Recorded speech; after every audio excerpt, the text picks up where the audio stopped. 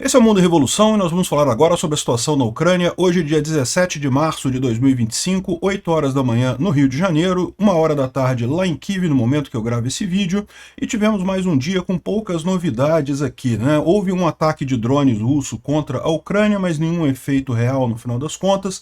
Os ucranianos fizeram alguma coisa aqui em Rostov-on-Don, está pegando fogo ali em Rostov-on-Don uma instalação russa, mas a gente não sabe se foi drone, se foi míssil, se foi um acidente, o que aconteceu aqui exatamente, né? Teve a indicação de que os ucranianos teriam lançado muitos drones ontem, mas isso ficou só na conversa russa, não tivemos confirmação desse tipo de coisa, né? Do ponto de vista econômico, a economia da Rússia está indo para o buraco muito rápido, né? A indicação da tesouraria russa, dos gastos de tesouraria russos, você sabe que as informações na Rússia a gente não tem acesso diretamente, né? Tudo por inferência com o pessoal.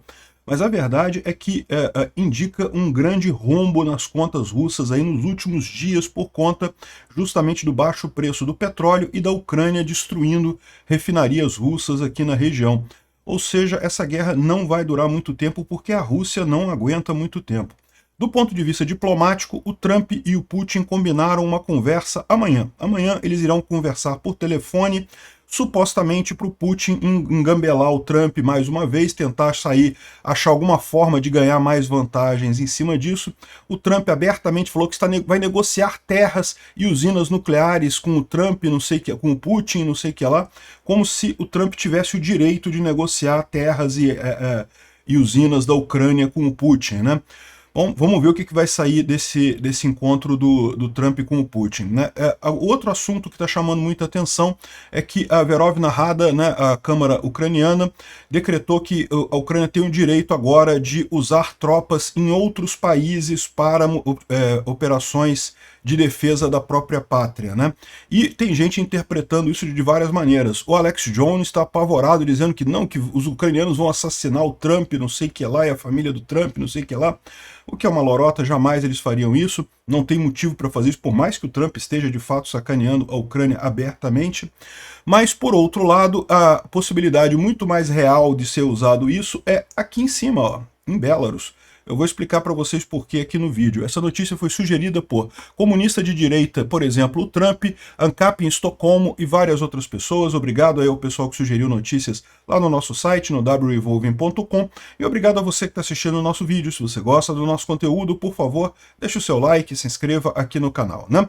Pois bem, então de ontem para hoje a gente teve aqui 174 drones Shahid foram lançados, 90 derrubados, outros 70 derrubados por guerra eletrônica, o que dá então 160, teve 14 drones aí que atingiram alguma coisa na noite de ontem, né? Mas nada muito significativo, a gente não tem nenhuma informação. Houve alguma coisa aqui na região de Pavlograd e mais algumas outras pontos aqui em Zaporizhia, mas nada muito significativo no final das contas, né? Bom, agora o Droner Bomber, que é um blogger russo, indicou que estaria havendo um grande ataque ucraniano de drones ontem à noite, mas a verdade é que a gente não teve nenhuma informação nisso não. Talvez ele tenha se confundido com o ataque ucraniano alguns dias atrás, efetivamente a Ucrânia lançou um grande ataque de drones contra a Rússia, atingiu vários pontos por aqui, ou talvez esse ataque de drones, as consequências dele não ficaram visíveis, né? Você sabe, quando a gente tem a informação de que os drones ucranianos acertaram alguma coisa, atingiram alguma coisa, é devido a algum civil russo ou alguma pessoa na Rússia que filma e posta a imagem, né? E a Rússia tem combatido isso com muita violência ultimamente. Pode ser que estejam justamente proibindo as pessoas de divulgar as imagens do que foi atingido, né? Enfim, eu acho mais provável é que simplesmente o cara tenha se confundido e não teve ataque nenhum ontem. Agora, aqui em Rostov-on-Don, talvez essa parte do ataque aqui faça sentido, porque teve realmente um incêndio grande ali na margem esquerda, na região ali de Rostov-on-Don, aqui em Yeisk, né? Porque essa região aqui, vocês sabem, esse aeroporto, essa base militar que tem aqui, ela é usada pelos russos para a produção e lançamento de drones contra os ucranianos. Então, teria sido um ataque ucraniano contra essa base de fabricação de drones ucranianos aqui e teria atingido alguma coisa. O grau de dano a gente não sabe ainda, né? Bom, falando sobre a linha de frente, o Estado-Maior das Forças Armadas Ucranianas confirmam a retirada de Sudzha na direção da fronteira ucraniana e o imagens geolocalizadas confirmam a presença já de russos lá em Sudzha há vários dias atrás. Ou seja, isso aqui a gente já sabia que aconteceu, hoje foi só o comunicado oficial das Forças Armadas ucranianas, né? Ontem surgiu um boato de que o Zelensky ia trocar o chefe das Forças Armadas ucranianas. Ia tirar o Syrskyi e ia colocar outro general no comando, mas isso não foi confirmado ainda. Se tiver alguma confirmação nesse sentido, a gente vai falar aqui, evidentemente, né?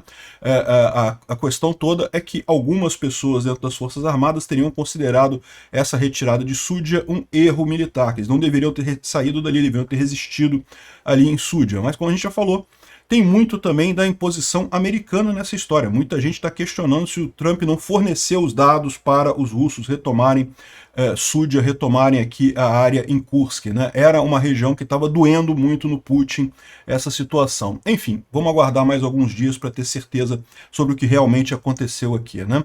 Agora, por outro lado, uma boa notícia é que os ucranianos estão usando cada vez mais os aviões.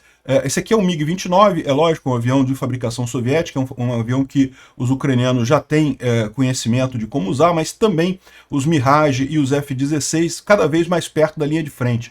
Esse aqui é um MiG-29 jogando 4 bombas de precisão contra posições russas, né? E aqui você tem uma reclamação dos russos justamente sobre isso, né? Eles estavam falando aqui sobre a situação em Chassi Yar, que a direção é muito difícil, que os russos estão tentando avançar, mas com muito suor e sangue, não sei o que lá, cada metro é difícil, morre muita gente, não sei o que lá. E daí eles estão reclamando muito que os ucranianos têm superioridade aérea na linha de frente, tanto por conta dos drones, mas também a aviação tática, né? A aviação tática ucraniana está se intensificando, ou seja, antes eles mantinham alguma distância, mas agora eles começaram a voar cada vez mais perto da linha de frente. E por que isso? Porque os ucranianos têm feito um trabalho já há bastante tempo de destruição de defesas antiaéreas russas, né? Então os sistemas antiaéreos russos que eram usados próximos da linha de frente, a gente já noticiou vários aqui, foram destruídos ao longo dos últimos meses. Agora os ucranianos podem usar os aviões mais perto da linha de frente, o que é uma boa notícia. Inclusive teve 2 pequenos avanços, são avanços muito pequenos, tá? O que eu falo para vocês, isso aqui não quer dizer uma grande ofensiva, uma mudança fundamental na linha de frente, não é isso, mas os ucranianos tomaram Vyholivka e estão caminhando em direção a Novomlinsk e também os vilarejos de Nadia e Novoyerorivka, ali perto de Kovalivka. Tudo isso daqui é ali em Kharkiv e Luhansk, né? Nessa região aqui, ó, onde tem havido avanços e retrocessos russos aqui nessa região, ou seja, é tudo nessa região por aqui, os ucranianos teriam conseguido retomar algumas áreas por aqui, né? Novamente, não é uma grande mudança na linha de frente, como eu falei para vocês, a linha de frente continua basicamente inalterada já há bastante tempo, mas indica uma mudança na iniciativa da guerra, né? Então essa é a situação por lá. Bom, o Instituto para o Estudo da Guerra fala aqui sobre a entrevista do Mike Waltz, mas a gente já falou sobre isso no vídeo de ontem, né? Dizendo que a Ucrânia irá receber garantias de segurança não especificadas em troca de fazer concessões territoriais para a Rússia.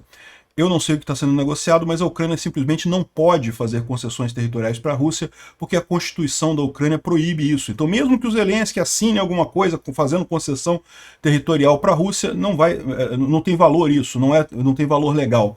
Então, seja lá o que for que o Trump está querendo negociar com o Putin, só pode ser traição da Ucrânia e não vai resultar em nada real, né? Agora, por outro lado, a gente pode estar mais perto do que se imagina para a solução dessa guerra de verdade por conta da quebra da economia russa, né? 50% do suprimento de combustível para Moscou está em risco agora depois do último ataque ucraniano contra grandes refinarias. Lembra, os ucranianos fizeram um ataque contra a refinaria de Ufa, que é a refinaria que fica a 1.300 quilômetros da linha de frente e é uma refinaria que é a maior refinaria russa, na verdade é um complexo químico de 4 refinarias que tem ali em Ufa, e foi atingido por drones ucranianos isso, e também Tuapse, que é uma outra grande refinaria mais perto, e no último ataque grande de drones teve vários depósitos de combustível próximos a Moscou que também foram atingidos, e com isso o suprimento de combustível para Moscou estaria em risco depois desse ataque, né? É o que diz o Reporting from Ukraine, é um canal muito interessante no YouTube, eu recomendo que vocês sigam o canal lá. Aliás, uma pessoa me perguntou, por que o Reporting from Ukraine coloca sempre a imagem do antigo general ucraniano, do Zaluzhny, né? E não do novo general ucraniano, o Syrskyi, né? E a questão toda é porque essa mudança foi controversa, tá? De fato, eu falei isso na época, né? O Zelensky tirou o Zaluzhny, botou o Syrskyi, e muita gente não gostou disso, porque o Zaluzhny tem uma força muito grande, é um cara muito considerado lá na Ucrânia, né? E o repórter From Ukraine, ele é lá de Mykolaiv, ele é ali da Ucrânia, do sul da Ucrânia. Então, ele certamente prefere os Zaluzhny, né, da turma que prefere os Zaluzhny, né? Mas não tem ninguém brigado com o Zelensky, não, tá? O pessoal entendeu a necessidade da troca ali naquele momento. Pois bem, a economia russa está com problemas, tá? Isso daqui é o contas do Tesouro, o balanço das contas do Tesouro da Rússia, que mostra aqui basicamente uma catástrofe, né? Se você olhar aqui, nos últimos 3 meses, a queda é muito significativa aqui em termos de dinheiro disponível para o Putin. E por que isso está acontecendo? O valor do tesouro cresceu porque o Putin estava consumindo as reservas russas. E a gente falou, esse negócio de consumir reserva é um problema, porque você consegue, é verdade, você consegue, né, funcionar o país durante um tempo consumindo reservas, mas chega uma hora que a reserva acaba, né? E é o que está acontecendo agora. Junto com isso, você tem o preço do petróleo, que esteve num valor muito alto lá em 2022, na época do Bolsonaro, né? Lembra que o Bolsonaro até tirou os impostos do combustível para baixar um pouco o preço do petróleo aqui no Brasil e coisa e tal. Depois caiu, diminuiu, mas agora está num valor particularmente baixo, abaixo de $70, com todas as sanções contra a Rússia. Isso torna simplesmente inviável o comércio russo, né? Então, ou seja, a balança comercial russa começa a ficar negativa, os russos não recebem mais dinheiro, os russos não conseguem vender petróleo, os ucranianos estão destruindo ainda as refinarias russas para dificultar mais a produção de petróleo russo, né? A Rússia, vocês sabem, é um país que é economicamente falido. A única coisa que eles têm é um bocado de petróleo. São os maiores exportadores de petróleo do mundo, é a Rússia. E com esse negócio afetado agora, a situação está ficando crítica por lá.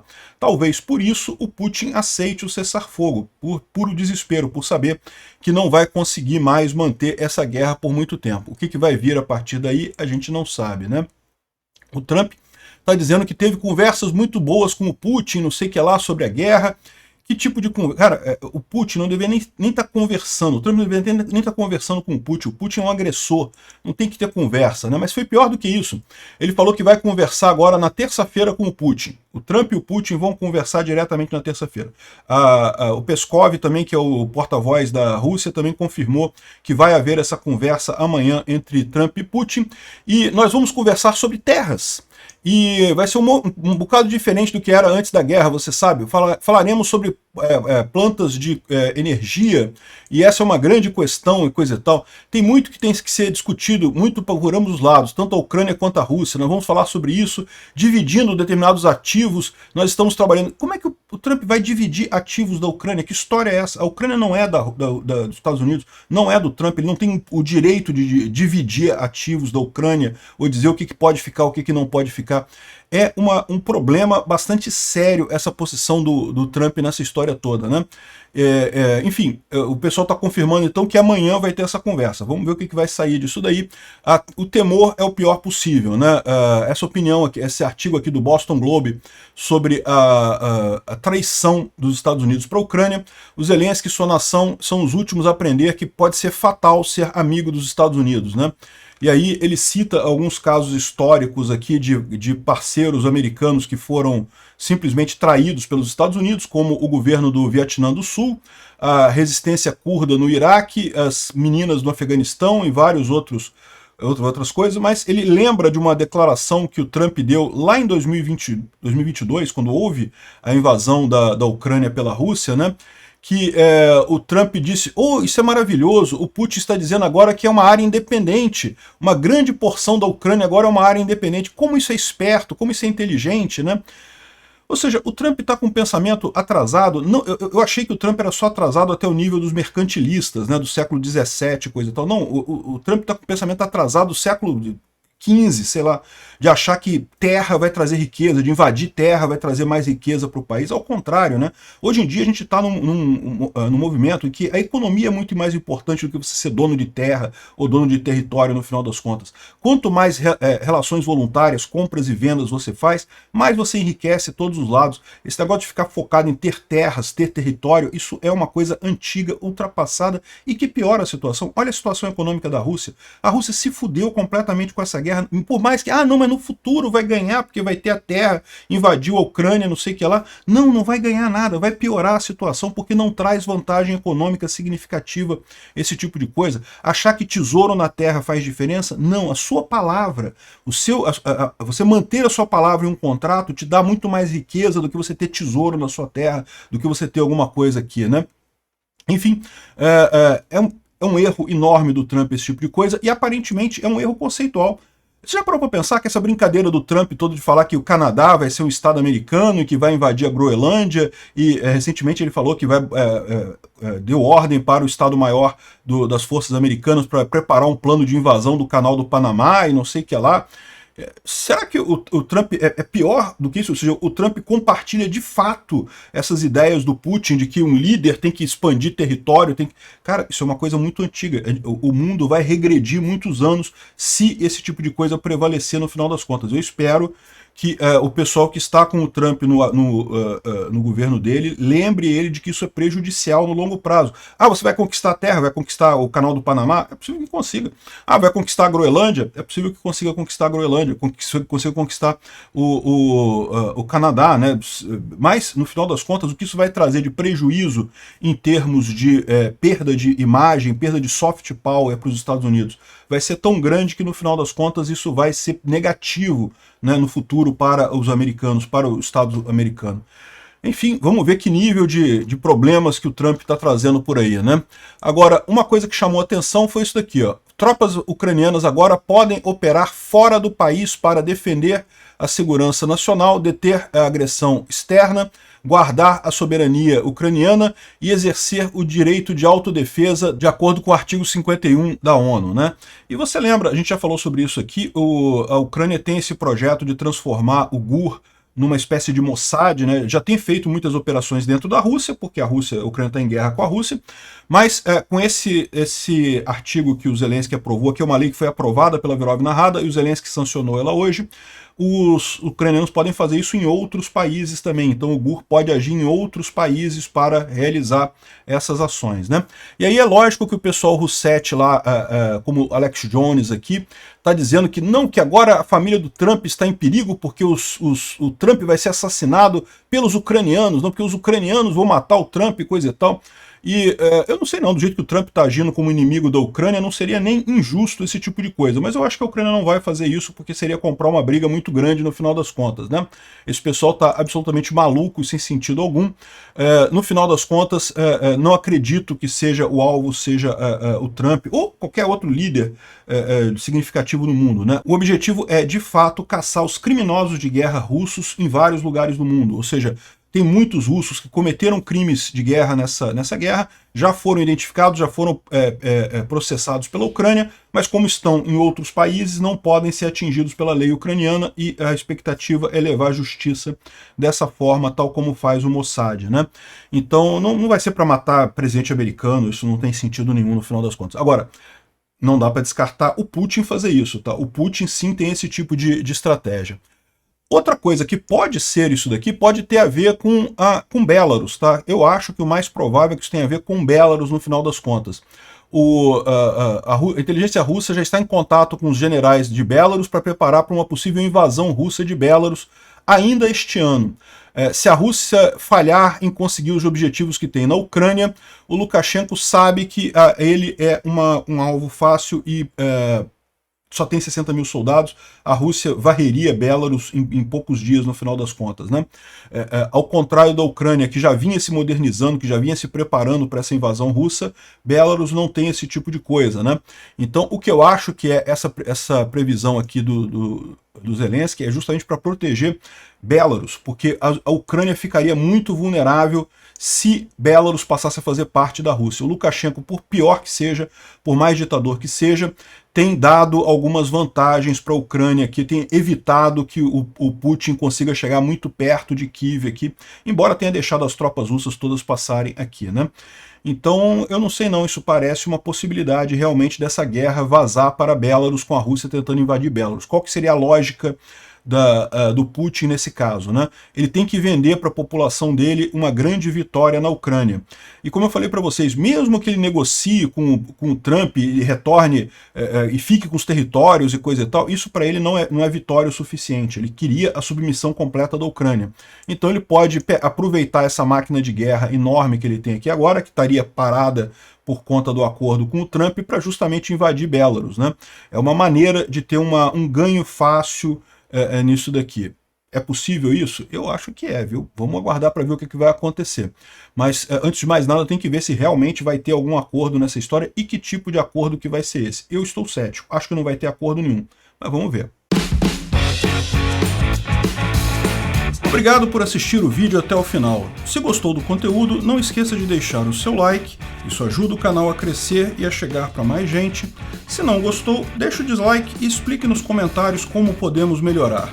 Comente também sugestões de temas que podemos trazer por aqui. Comentários insultuosos ou defendendo ditaduras e criminosos de guerra serão sumariamente bloqueados. Agradeço a compreensão. Se ainda não é inscrito no canal, considere se inscrever clicando no botão inscrever-se abaixo e marcando a campainha para todos os avisos. Se quiser ajudar o canal, veja no nosso site como você pode fazer isso.